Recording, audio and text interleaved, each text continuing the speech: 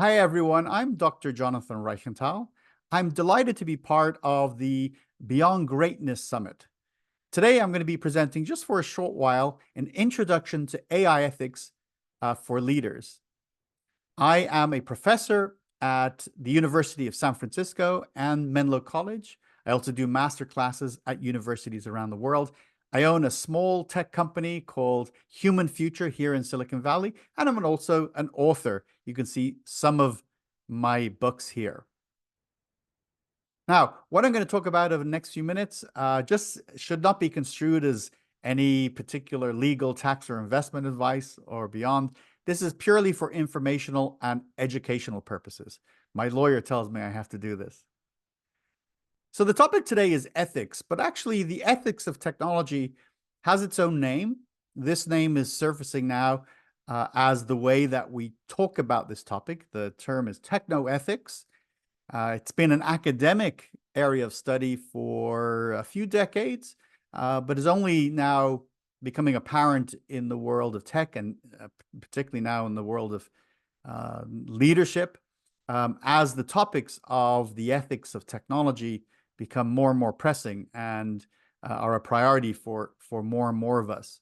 In the world of AI, the question of AI ethics, of course, is certainly a much hotter topic than it was even 2 years ago.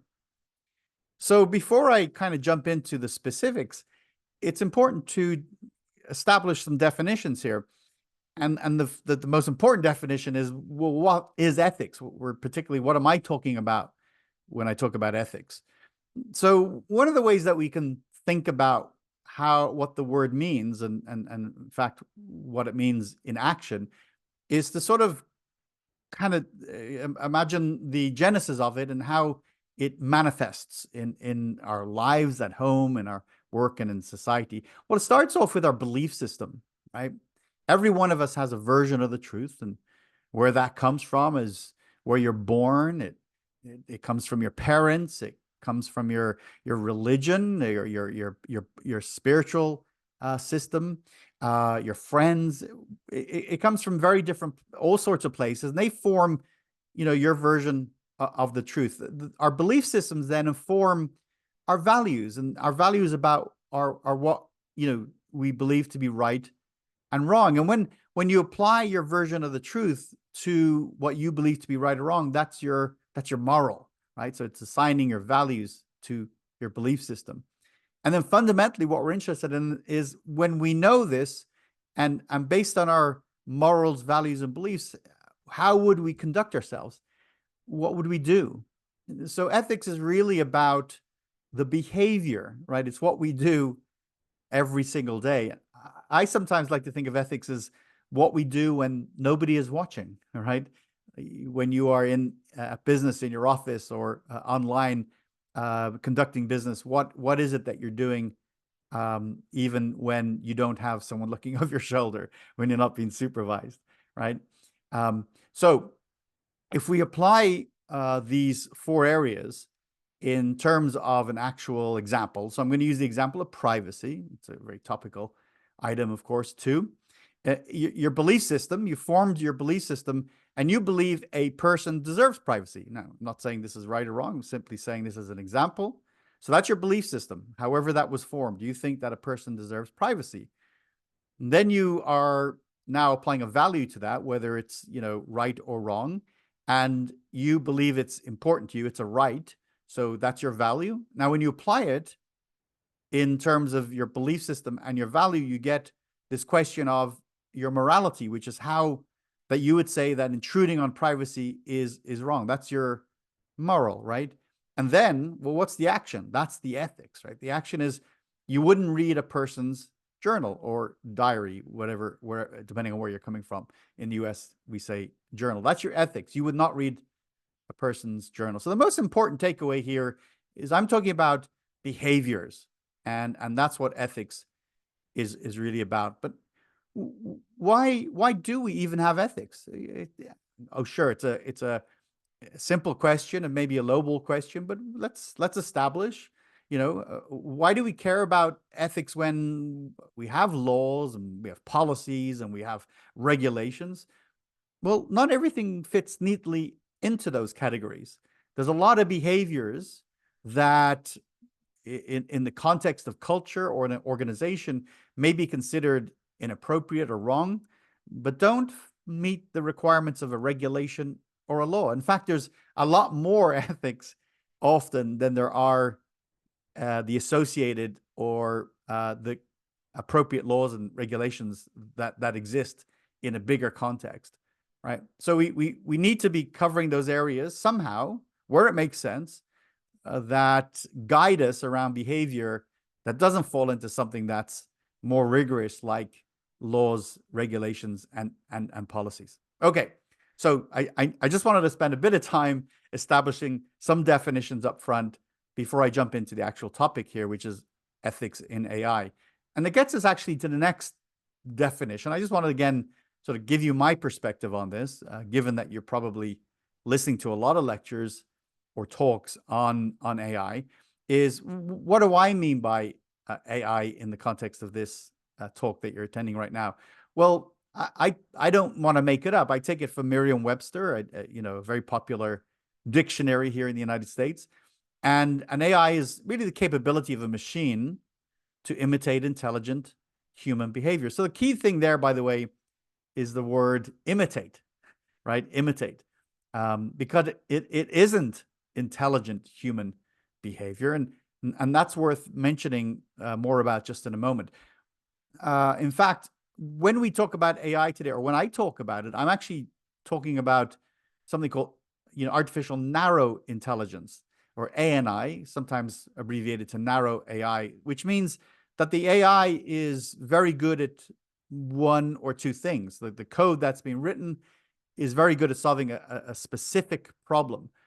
And this is in contrast to artificial broad intelligence, or what we're referring to now as artificial general intelligence, which is AI that, by the way, doesn't yet exist, but we're making progress towards that end, that can solve a lot of different problems and is much more sophisticated than the narrow specific AI that we have today.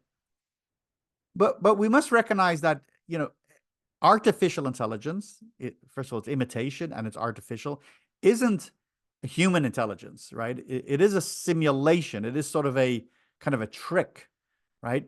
One of the reasons why we can't say yet that we're building AI to be like the human brain or how a human behaves is because we don't really know yet how the human brain works. We don't understand consciousness, we don't have a very good understanding of reasoning. And our brains are very good at things like planning and problem solving in a way that is hard for us to quantify in order that we can build code around it. So we still have this leap to make. It doesn't make AI, I'm not trying to lower its importance or significance. I just want to separate it from the topic of whether we are in a place today that AI is comparable or is emulating human intelligence. It's not. I mean, it's fair to say today AI is some really good mathematics, a lot of data, and some code that weaves it all together, right? So it is ultimately about mathematics, data, and code. There isn't any consciousness, sentience, or reasoning or planning yet. Yet is the key word. It seems like we may get there, but we're really focusing on what we have today. Now, as we begin to use AI in our businesses, of course, what makes AI distinctive from other technologies over the years, and I've been doing this for over 30 years, is the degree to which it has a role in every single industry and almost in every function in every industry. It is a technology that is going to be and is already seen to be quite disruptive in its pervasiveness and its ability to be applied in so many different contexts. As we begin to use it, we have the first question is, well, who is responsible for the behavior of AI, right? Well, the ethics of AI. Let me show you a quick example. This was a very popular case that came up just a few years ago. Microsoft was testing an AI bot, some software that was running on Twitter. It's called Tay.ai. It's been subsequently shut down, of course. And it didn't take long before the AI, through its coding, started to emulate some bad behavior that people were inputting into Twitter. And it started to become it was just very inappropriate. And quickly, Microsoft shut the thing down. And so this raised a few questions. Well, first of all, why did it do that? But that aside, who is responsible? Do we blame the code, the AI itself, the developers, Microsoft, Twitter, leaders? We've got to be real clear now as we think through this where responsibility lies. And we don't necessarily have the questions answered yet. We don't know that definitively. But as leaders, certainly in the short term, we have accountability. The problems that occur as a consequence of the things we do as organizations are going to come back to leaders. And so there's going to be a lot of blame to go around when we deploy systems. This happens already today in non-AI contexts. But AI has the potential to have behavior that could be much greater and more impactful than things we've seen in the past. Let's look at some of the different ways in which AI creates some challenges for us already, right? And these are just some entry-level issues. Nonetheless, they're very important. Let's talk about bias. You hear about bias in AI. And so why do we see this? Well, think about where the data comes from to power AI. It's coming from data, across the internet. And, if you think about the data, information and data on the internet, it can be old. It can be stuff from the 1920s, 1940s, 1960s that has been, captured and codified in websites, and then that's harvested. So, what we thought was appropriate in the 1920s may certainly seem inappropriate in the third decade of the 21st century here in 2024. And we could see a lot of that. And some examples are not just from the older data, but just how data and the coding originates. We saw the example of the AI recruiter that was used to look through resumes for Amazon, which you can imagine it's reviewing tens of thousands all the time. It had a propensity towards favoring males in those resumes. We know there was the example of facial recognition that became less accurate with people of darker skin, which is very problematic. And in a related matter, some transcription services from voice to text that were less good at interpreting African-American voices, thus creating in of itself bias. Now, all of these are just examples of both the problems with using data, but also the people who write the code and how the code works, right? What are the solutions to this? Well, you have to have this as top of mind as you build AI into your world, into your organizations. Let's talk about privacy. The second time I'm talking about it today in my presentation. It's a very big topic, of course, and privacy shows up in areas like surveillance. So more and more cameras are being deployed, often for security purposes. And then the question is, it's captured, and that becomes an input for AI.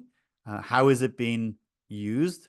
Are there guardrails to ensure that surveillance is not being used for nefarious purposes, or can be captured by those that would put it to nefarious uses? Are we okay? Are we comfortable with with face recognition, no matter where we are when we're outside the home, right? And so this concerns AI and our decisions, because that is data that will be captured and used by all sorts of AI solutions. And that, this is going to mean that we have to be clear about our intentions and clear about protecting that data. Should we use it? Should we need to capture private information for the purposes of our solution? It's going to force us to be even more, paying more attention to cybersecurity and the aspects of securing data overall. Just as a little fun exercise, maybe I would suggest try this. What does ChatGPT say about you? Have you tried putting that in? Who is, and then put your name in? Now, for a lot of people, nothing will show up. But if you are a notable leader already, or you are a notable person within your industry, it's possible it comes up. Are you okay with what it shows up? Where did it get that information from? So give that a shot. And if ChatGPT doesn't say anything, ChatGPT, try Google Gemini or Claude or another AI tool and see if it comes up with information about you. Now, within the realm of thinking about the impacts of our AI decisions and the consequences, there is this question of something called the alignment problem. As we build out solutions, will AI be aligned with our values, right? And so let me give you an example. If we are building and we have good intentions to build an AI robot, and we ask that robot to, this is just made up as a fantasy case, to go as fast as it can to the store and back, right, to purchase something, and you think that's a reasonable thing to ask a human. If you ask the person, can you go as quick as you can to the store and get me medicine and come back?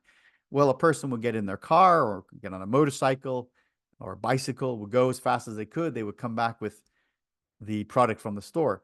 But if you asked an AI robot to go as fast as it could, it may not be aligned with our values, and it could destroy everything in its path, hurting people or killing people, destroying public items in the around the streets, just pushing into things, crashing over things, crashing into other vehicles, even smashing through the store window, grabbing the item it needs and doing the same thing on the way back.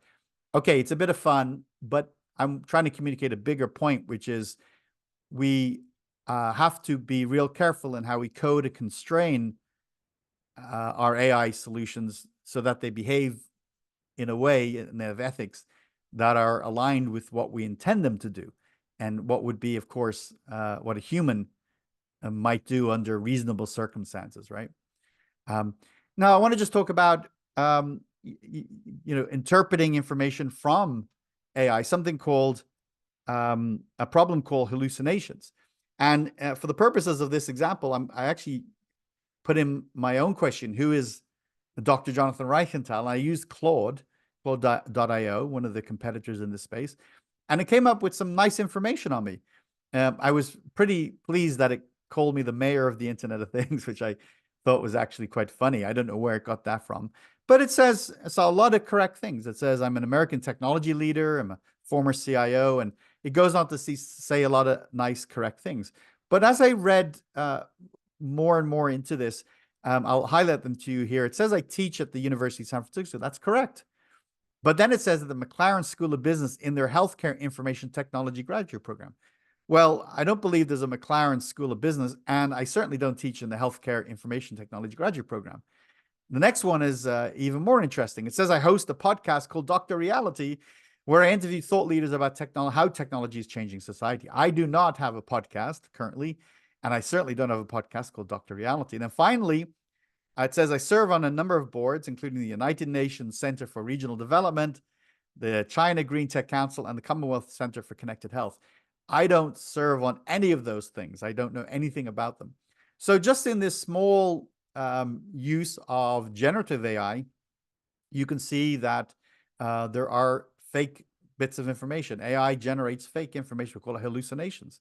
And so the question is, what do we do about that? And does that create ethical risks, behavioral risks from what people can do using that information? And this is sort of at a sort of a superficial level, but a very important one. What does it look like when this kind of logic is embedded within systems and the consequences then can be very far-reaching. And to reduce these risks, we need to make sure that our AI models are trained on diverse, balanced, and really good data. But that's probably not going to be enough because hallucinations are very complex to overcome, and just highlights again our need to be aware of the consequences of this AI journey that we're all on. Another concept is what we call explainability.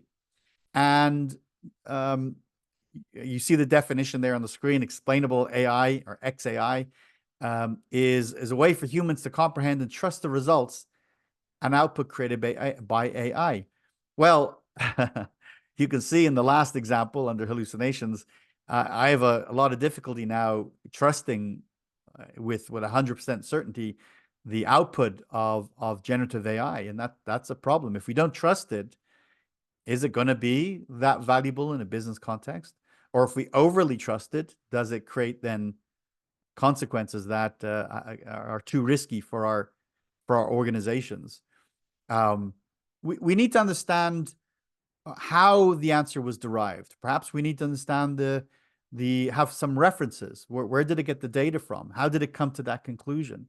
And when it's more complicated, when AI, for example, is embedded in robots and machines, understanding exactly what's happening in order to reduce risk, to reduce harm potentially, and be able to correct issues, to understand if there are problems with the data, and understand the consequences. So today, that can be a little bit hard. Some of the things we're doing with the most advanced AI is a bit of a black box. We kind of are impressed ourselves with the output that AI is generating, and we're not entirely clear how it's coming to those conclusions. We need to get on top of that, because if we can't explain it, the ethical ramifications can be quite enormous. Perhaps one of the ways to think about all of what I've talked about today is through this lens of just being responsible with AI, something we call, hey, responsible AI.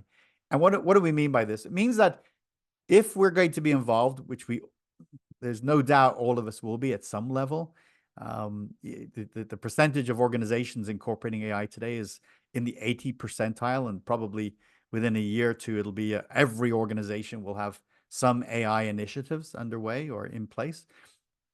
So what is our responsibility? What is our ethical sort of obligations to ensure that AI is safe to humans, we can trust it, and we're doing the right thing for our employees, our organization, our society.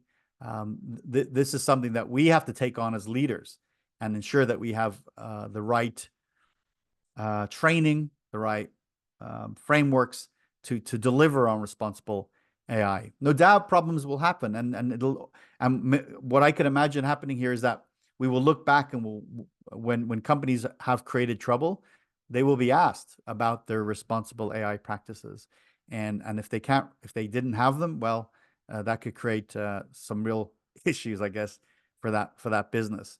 You can see here with this slide some of the areas that are within the scope of responsible AI. These are some of the principles.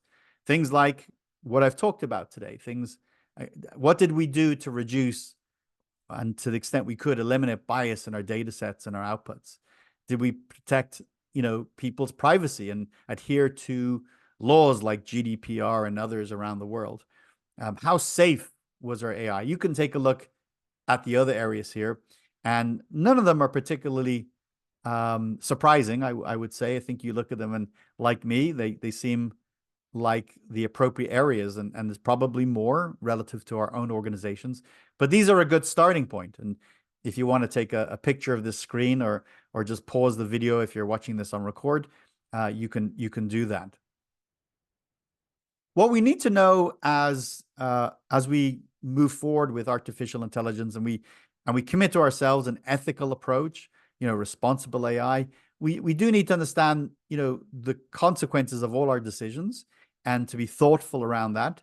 And in doing that, fully understanding what all the risks might be, or to the extent you can do that, how might we reduce those risks by taking AI decisions that are measured and thoughtful and responsible, right? So we need to think about these consequences because, unlike a lot of technologies, they can be far-reaching and could be problematic for your business if not done correctly. Now, one way to approach it, I wanted to leave you guys with a something called a plus approach, a very simple sort of first step in evaluating the ethics of AI.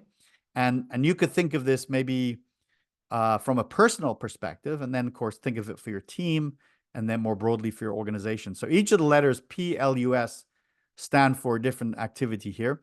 The first thing is, as you think about an AI ethical decision, all right, what behavior are you going to take relative to this AI decision? Is there a policy that guides you, right? Is there something documented? Has the organization already established a policy around it? So that's the first thing you want to check, because if there's a policy which guides you, then you're in pretty good shape. So you want to think about that.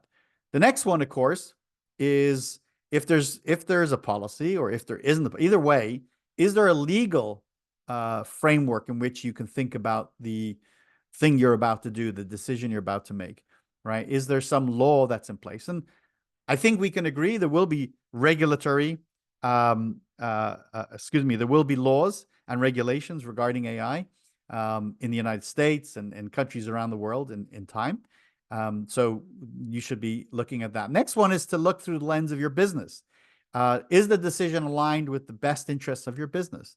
And so that's what we mean by the U for universal here in plus. And then finally, a very important check here is the ethical decision you make aligned with your own values, what you believe to be right and wrong?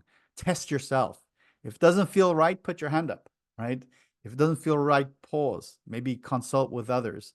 That if the decisions that are being made around AI are not aligning with you at all, you might be in the wrong business, or you might be leading the wrong business. So always make that a check. Okay, so we only had a few minutes together here.